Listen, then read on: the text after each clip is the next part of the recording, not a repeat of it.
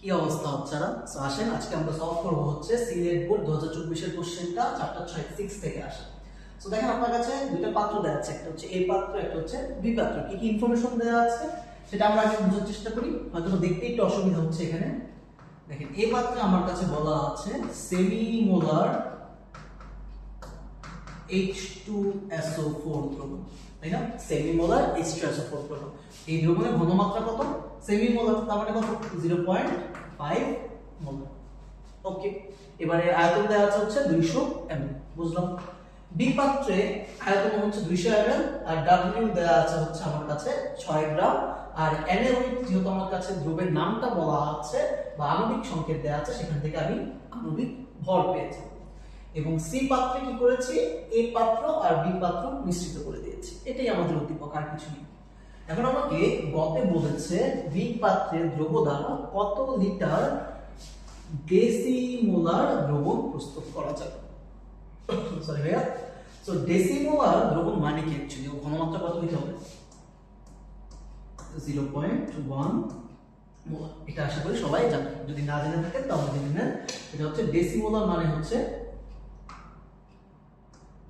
0.1 molar, ঠিক আছে? তাহলে আমার বি পাত্রের জন্য আমাকে কি বের করতে বলেছে? গ দিয়ে স্টার্ট করি। বি পাত্রে আমার কাছে W দেয়া আছে হচ্ছে কত গ্রাম? 6 গ্রাম। আমার M এর জন্য Na হচ্ছে কি বের করতে হবে? আমাকে আণবিক ভর বের করতে হবে। তাহলে N এর জন্য কত? 23। সোডিয়ামের আণবিক ভর কত? 23। অক্সিজেনের কত ভাই? 16। ক্লিয়ার? আর হাইড্রোজেনের কত?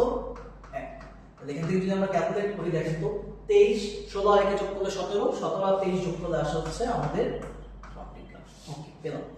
এবার আমাদের কি বের করতে বলেছে? কত লিটার। তার মানে আমরা ভি এর ভ্যালু কিন্তু এখান থেকে এখনো জানি না, ভালো কথা জানি না। তাহলে এবার আমাদের আর কিসে জানা আছে? ডেসিমোলার ঘনমাত্রা দেওয়া আছে না, 0.1 মোলার। খেয়াল করেন তো, আমরা লিখতে পারি না আমরা জানি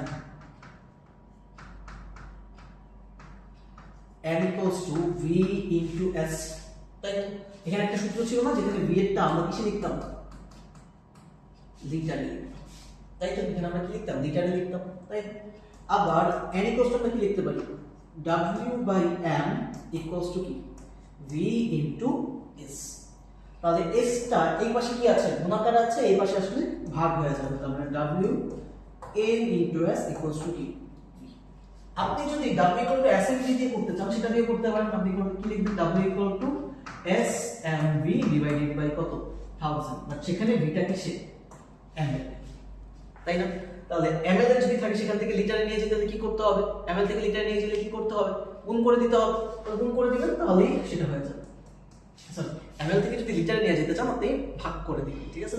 সো এই যে 1000 দিয়ে ভাগ করে ml থেকে আমরা কি নিয়েছি? লিটারে নিয়েছি। সো এখান থেকে যদি আপনি ক্যালকুলেশন করেন, সেটাও কি ওকে, আপনার কোনো সমস্যা নাই।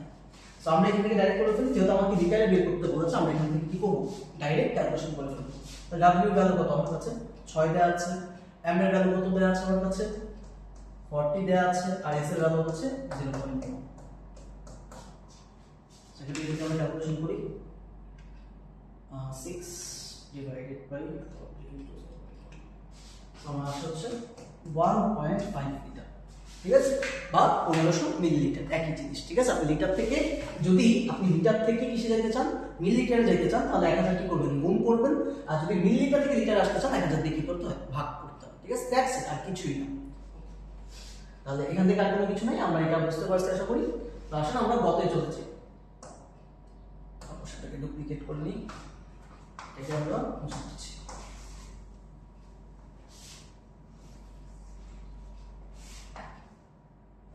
এরপর কোশ্চেনটাতে দেখেন, বলছে সি পাত্রের দ্রবণে কোন ধরনের লিটমাস বর্ণের পরিবর্তন ঘটবে। আচ্ছা, লিটমাস কাগজটা কি আসলে, এটা আগে আমাদের বুঝতে হচ্ছে।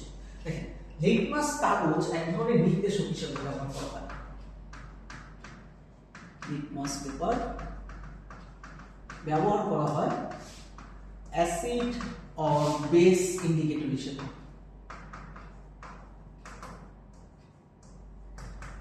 বাজারে দুই ধরনের লিটমাস পেপার পাওয়া যায়, একটা হচ্ছে লাল লিটমাস, আর একটা হচ্ছে, যেটাকে লাল দিয়ে দেখি আমরা,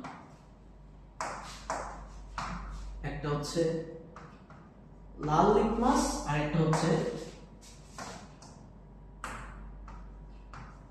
নীল লিটমাস। লাল লিটমাস পেপার যেটা থাকে, লাল লিটমাস ক্ষারীয় দ্রবণে নীল বর্ণ ধারণ করে।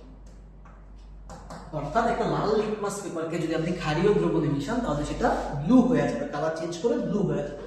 আর যেটা নীল লিটমাস সেটা অ্যাসিডিক দ্রবণে লাল বর্ণ ধারণ করে। সো এটা পড়ার একটা টেকনিক আছে, সেটা সবসময় মাথায় রাখবেন, আমি লিখে দিচ্ছি। ট্রিক, এটা হচ্ছে আমাদের বোঝার ট্রিক। অ্যানিলা অর্থাৎ অ্যাসিড নীল লিটমাসকে কি করবে? লাল করে ফেলবে। অ্যাসিড নীল লিটমাসকে কি করে ফেলবে? লাল করে ফেলবে। এটা হচ্ছে আমাদের ট্রিক 1। আর ট্রিক 2 হচ্ছে খালানি, অর্থাৎ ক্ষার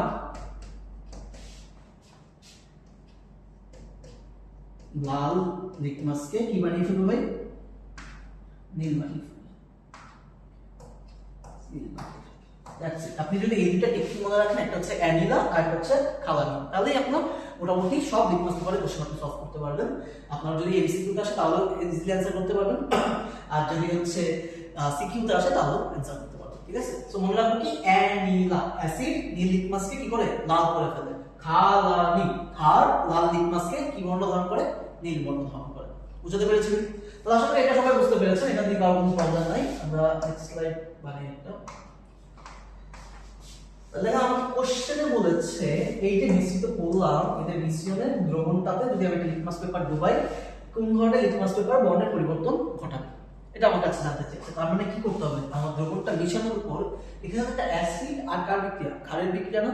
তাহলে আমাকে বুঝতে হবে যে এখানে যে আমি অ্যাসিড বা ক্ষারটা মিশাবো, এই দ্রবণটা মিশ্রণের যে প্রকৃতিটা আছে সেটা কি রূপ হবে? অম্লীয় হবে নাকি ক্ষারীয় হবে? সেই হিসাবে আমি লিটমাস পেপার কি করব? নির্ধারণ করব। আশা আমরা সলভ করে ফেলি। আসলে অনেকে বুঝতে পেরে গেছেন, তো আমাদের এখানে কাজ হচ্ছে কি করা? লিমিটিং বিক্রিয়কটা বের করা। তাহলে আমার বি পাত্রে দ্রবের মধ্যে দেয়া আছে কিন্তু আমার বি পাত্রে W ইকুয়ালস টু আমার কাছে দেয়া আছে 6 টা, বাট এই পাত্রে কিন্তু আমার কাছে দেয়া নেই। তাহলে এই পাত্রের জন্য বের করে ফেলি। এই পাত্রে W equal to SVM by কত? 1000। আমার S এর মান হচ্ছে সেমিমোলার বলেছে, তাহলে 0.5, V এর মান হচ্ছে 200 ml, আর এখান থেকে M এর মান কত? H2SO4 এর জন্য 90, এটা সবসময় মুখস্থ রাখবেন, ডিভাইডেড বাই 1000।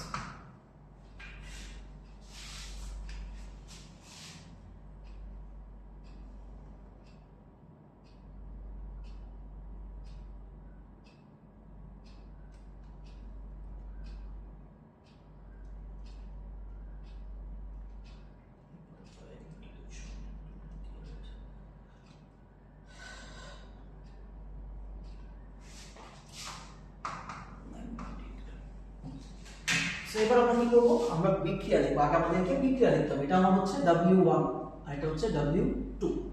আসলে বিক্রিয়াটা লিখে দিই। NaOH প্লাস H2SO4 বিক্রিয়া করে উৎপন্ন কি করবে? আপনি অ্যাসিড নিয়েছেন আর একটা কি নিয়েছেন? ক্ষার নিয়েছেন। দুটোই কিন্তু সবল ধর্মীয়।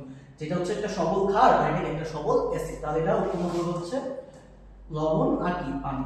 Na2SO4 plus H2O, sodium sulphate আর কি? পানি উৎপন্ন করবে। সো এবার আমার কাজ কি? সমতা করা। আর সমতা করার সময় আমি সবসময় বলছি সবার আগে ধাতুর সমতা। তাহলে আসলে ধাতুর সমতা করে ফেলি। এখানে দেখেন সোডিয়াম কয়টা আছে? দুইটা, এখানে দুই দিয়ে দেব, শেষ। ক্লিয়ার? সালফেট কয়টা আছে? একটা, এখানে সালফেট মিলে গেছে একটা। হাইড্রোজেন কয়টা আছে? দেখেন তো দুইটা, আর দুইটা এখানে চারটা, তাহলে এখানে দিয়ে দেব, শেষ। এবার সবার শেষে হিসাব করব হচ্ছে কার জন্য? অক্সিজেনের জন্য।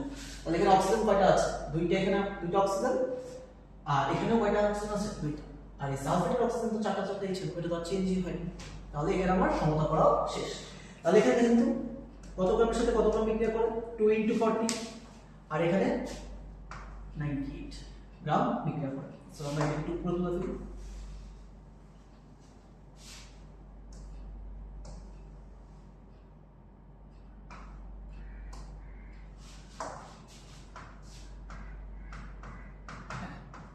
তাহলে এখানে কি পেলাম 80 গ্রামের সাথে বিক্রিয়া করা কত গ্রাম 98 গ্রাম সো আমি পেয়েছি 80 গ্রাম NaOH এর সাথে বিক্রিয়া করে 98 গ্রাম H2SO4 তাহলে দেখেন তো আপনার কত গ্রাম আছে আপনার ছিল কত গ্রাম 6 গ্রাম 6 গ্রাম NaOH এর সাথে বিক্রিয়া করে 98 into 6 divided by কত 8 এখান থেকে আমরা জানতে পাবো 98 into 6 divided by 8 আসলে হচ্ছে 7.35 গ্রাম আমার দ্রবণে দিয়েছিলাম কত এটা কি আমাদের সাপ্লাইড ভ্যালু এই যে এই ভ্যালুটা এটা কি আমার সাপ্লাইড ভ্যালু আপনি দ্রবণে 9.8 গ্রাম H2SO4 দিয়েছেন কিন্তু 80 গ্রাম বলে 6 গ্রামকে প্রশমিত করার জন্য H2SO4 প্রয়োজন মাত্র 7.35 গ্রাম তাই না এই যে 6 গ্রাম NaOH কে প্রশমিত করার জন্য 7.35 গ্রাম H2SO4 থাকলেই কি হয়ে যাচ্ছে তাহলে এখানে যে অতিরিক্ত পরিমাণ H2SO4 থাকবে সেটা কোথায় যাবে হাওয়া হয়ে যাবে নাকি দ্রবণে থেকে যাবে অবশ্যই দ্রবণে থেকে যাবে যদি দ্রবণে থেকে যায় আপনার দ্রবণটা কি হয়ে যাবে ভাই অম্লীয় হয়ে যাবে একদম ইজি কিন্তু দেখেন 6 গ্রামকে প্রশমিত করার জন্য H2SO4 লাগবে 7.35 গ্রাম এটা আমার দরকার ছিল আপনি দরকারের তুলনায় কি দিয়েছেন বেশি দিয়েছেন না তাহলে এখানে লিমিটিং বিক্রিয়ক কে NaOH পাত্রে পড়ে থাকবে কে H2SO4 তাহলে পাত্রে যেহেতু H2SO4 পড়ে থাকবে মিশ্রণের প্রকৃতি কি হবে আমাদের অম্লীয় হবে তো আসুন এটাকে আমরা করে ফেলি সুতরাং NaOH এখানে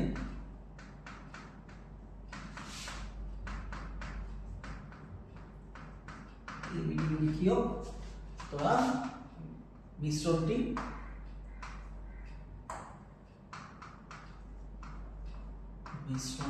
কি প্রকৃতির অম্লীয় প্রকৃতির যেহেতু মিশ্রণটি অম্লীয় প্রকৃতির আপনি এখানে কি করবেন আপনি এখানে আমরা কি শিখছিলাম নীলা তাই না আমরা শিখেছিলাম কি অ্যাসিড নীল লিটমাসকে কি করে ফেলে লাল করে ফেলে তাহলে মিশ্রণে নীল লিটমাস পেপার ডুবালে সেটা লাল বর্ণ ধারণ করবে